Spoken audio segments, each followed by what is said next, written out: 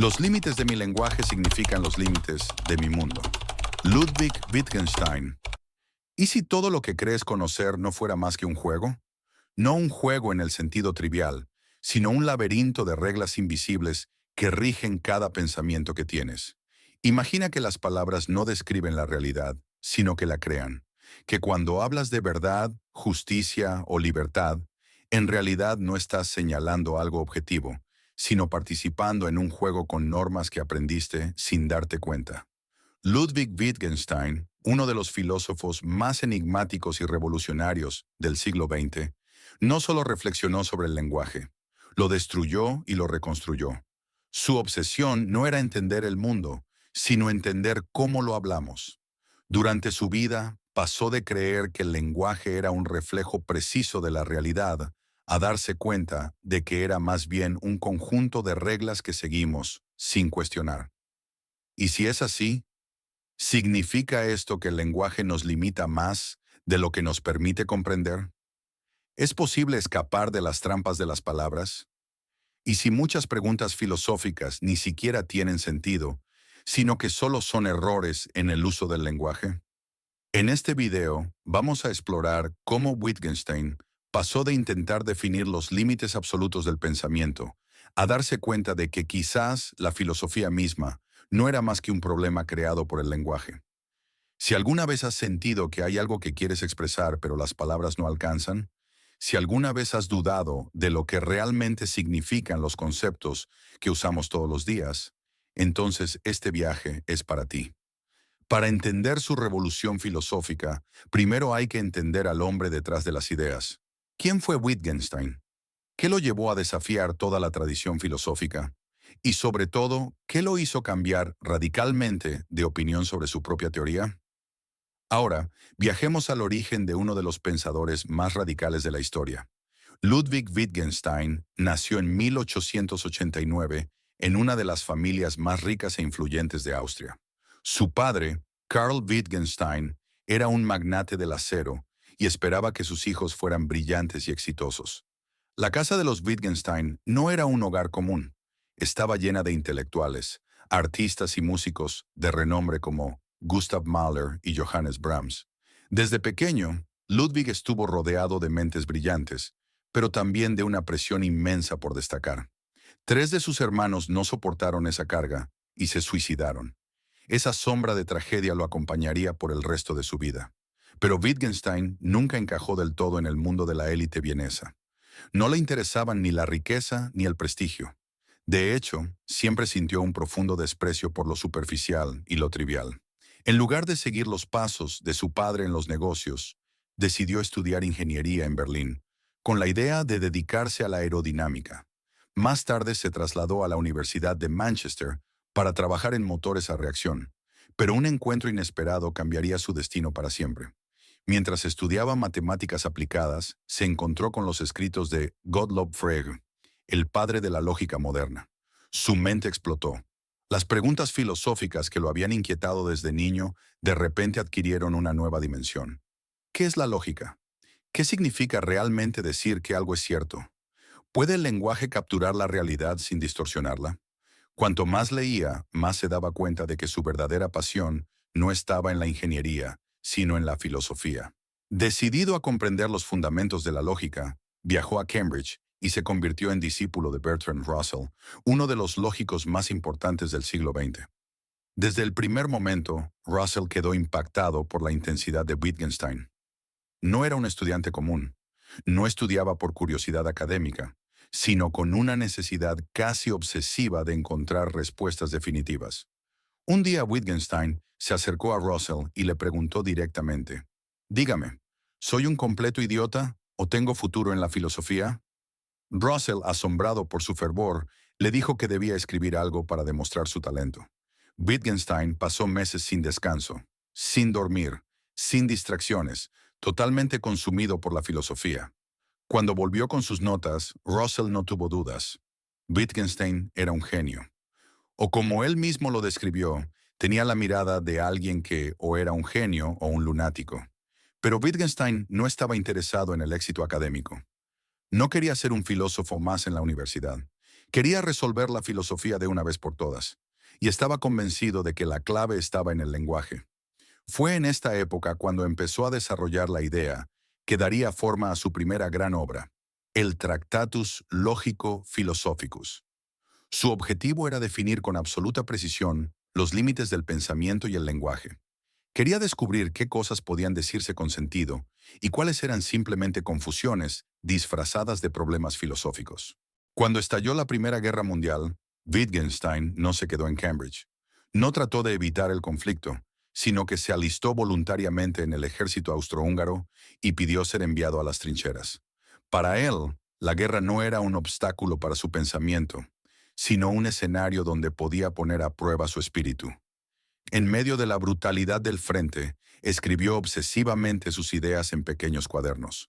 Mientras otros soldados luchaban por sobrevivir, Wittgenstein luchaba por resolver los misterios del lenguaje. Al final de la guerra, su trabajo estaba completo. Creía que había resuelto todos los problemas filosóficos y que después de su libro, la filosofía ya no tendría razón de existir. Cuando el Tractatus fue publicado, dejó a los filósofos sin palabras. Era un libro extraño, compuesto por aforismos numerados, cada uno conectando lógicamente con el siguiente. No había largas explicaciones ni ejemplos detallados, solo sentencias cortantes como ecuaciones filosóficas. Y la frase con la que cerró la obra se convertiría en una de las más famosas de la historia de la filosofía. De lo que no se puede hablar, mejor es callar. Wittgenstein creía que la mayoría de las preguntas filosóficas eran, en realidad, ilusiones creadas por el mal uso del lenguaje. Si algo no podía expresarse con precisión, simplemente no tenía sentido discutirlo. La filosofía, en su visión, no debía dedicarse a grandes especulaciones metafísicas, sino a clarificar el lenguaje y eliminar los problemas que surgían de su mal uso. El impacto fue enorme. Los filósofos del Círculo de Viena, un grupo que buscaba transformar la filosofía en una disciplina puramente científica, adoptaron sus ideas con entusiasmo. Pero había un problema. La teoría de Wittgenstein era tan estricta que prácticamente descartaba gran parte de la experiencia humana. Si el lenguaje solo puede hablar de hechos verificables, entonces, ¿qué pasa con las emociones, la ética, el arte o la religión?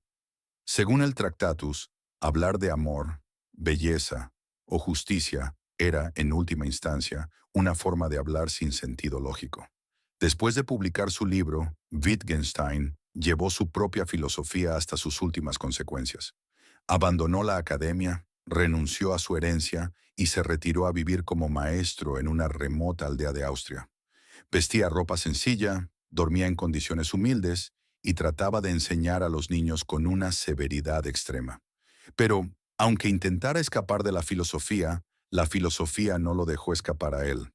Con el tiempo comenzó a notar fallas en su propio pensamiento. Algo en su teoría no encajaba del todo. Si el lenguaje es solo un reflejo de la realidad, ¿por qué lo usamos de formas tan distintas en la vida cotidiana? ¿Por qué el significado de una palabra no es fijo, sino que cambia según el contexto? Poco a poco Wittgenstein empezó a cuestionar su propia obra y a darse cuenta de que el lenguaje no era un sistema rígido de representaciones lógicas, sino algo mucho más flexible, algo vivo. Y con ese descubrimiento, su filosofía daría un giro radical. Cuando volvió a Cambridge en 1929, ya no era el mismo hombre que había escrito el Tractatus. Había cambiado. Y con él, su filosofía también cambiaría. Ahora, en lugar de ver el lenguaje como un espejo del mundo, comenzaría a verlo como un conjunto de juegos. Y aquí es donde su segunda gran revolución comenzaría a tomar forma. El Wittgenstein que regresó a Cambridge en 1929 ya no era el mismo hombre que había escrito el Tractatus Logico Philosophicus. Había pasado años alejado de la filosofía, pero algo seguía inquietándolo. Su propia teoría, aquella que había considerado la solución definitiva a los problemas filosóficos, ahora le parecía incompleta. Había partido de la idea de que el lenguaje debía ser un reflejo lógico del mundo, pero poco a poco se dio cuenta de que eso no explicaba la complejidad de cómo usamos las palabras en la vida cotidiana. Algo no encajaba.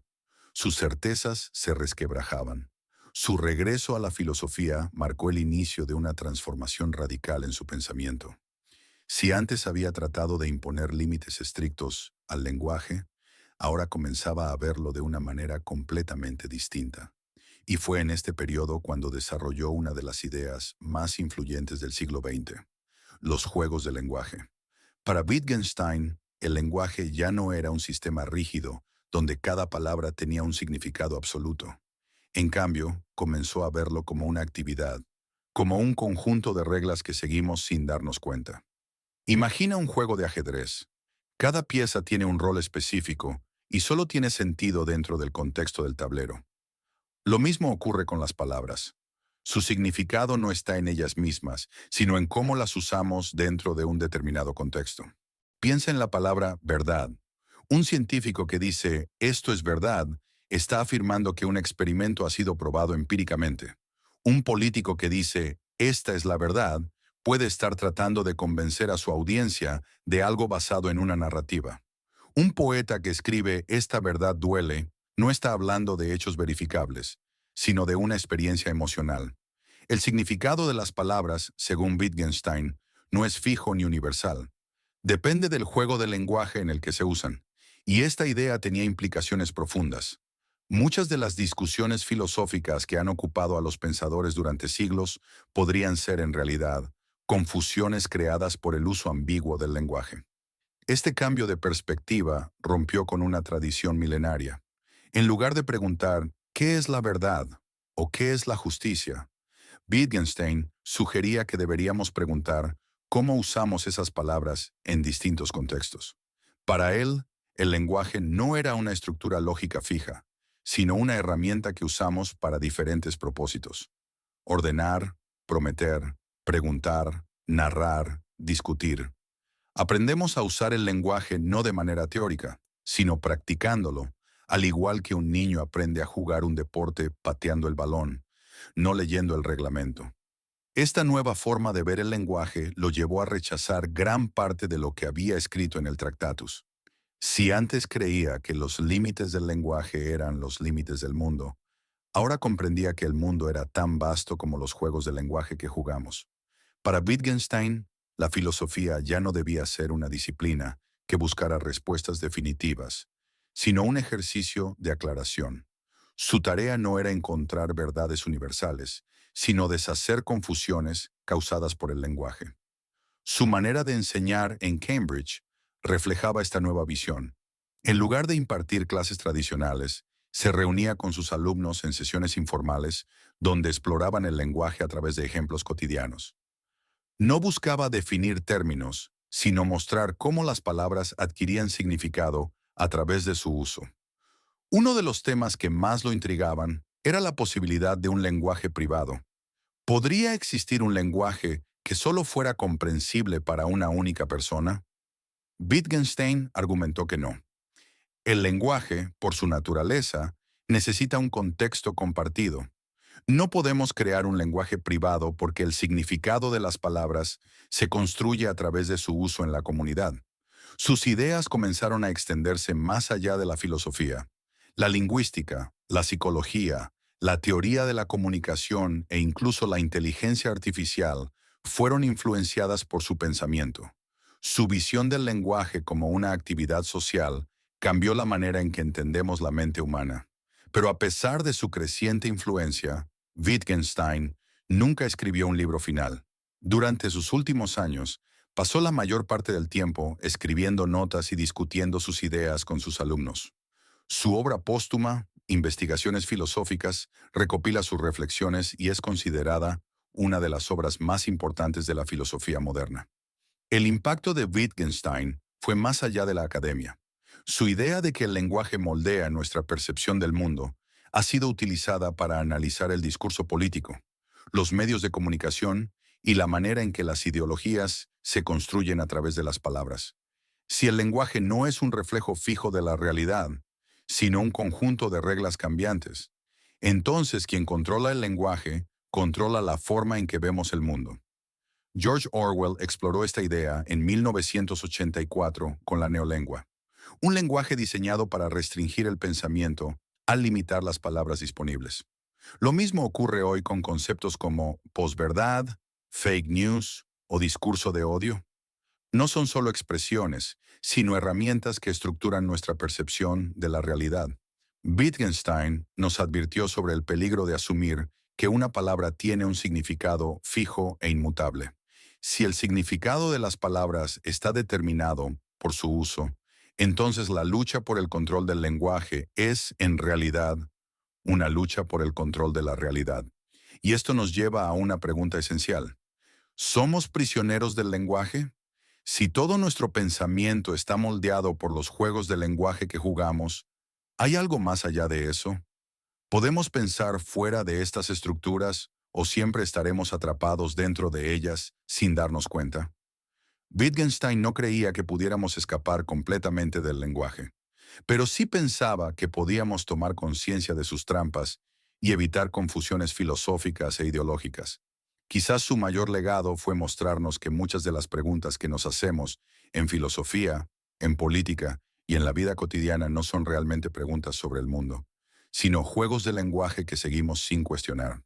Cuando debatimos sobre conceptos como justicia, libertad o verdad, muchas veces no estamos discutiendo sobre hechos, sino sobre reglas de juego distintas. El verdadero desafío es darnos cuenta de cuándo estamos atrapados en estas trampas y cuándo simplemente estamos repitiendo palabras sin entender realmente su uso. Al final de su vida, Wittgenstein no dejó un sistema filosófico cerrado, ni una teoría definitiva, ni un conjunto de verdades universales. Lo que dejó fueron preguntas, preguntas que no exigen una única respuesta, sino una nueva forma de mirar el mundo y a nosotros mismos. La filosofía, para Wittgenstein, no era una búsqueda eterna de respuestas, sino una forma de aprender a preguntar mejor. Si llegaste hasta aquí, significa que emprendiste este viaje por el pensamiento de Wittgenstein. Y eso, por sí solo, ya dice mucho. En un mundo donde estamos bombardeados con información rápida, detenerse a reflexionar sobre el lenguaje y el pensamiento es un acto de resistencia. Y te lo agradezco. Ahora quiero escucharte. ¿Alguna vez has sentido que estabas atrapado en palabras que no expresaban exactamente lo que querías decir? Comparte tu visión en los comentarios. Y por supuesto, si quieres seguir explorando las preguntas que realmente importan, ya sabes qué hacer. Dale like, suscríbete y activa las notificaciones, porque aquí seguimos explorando los límites del pensamiento. Pero cuidado, tal vez las respuestas no estén en las palabras, sino en el silencio entre ellas.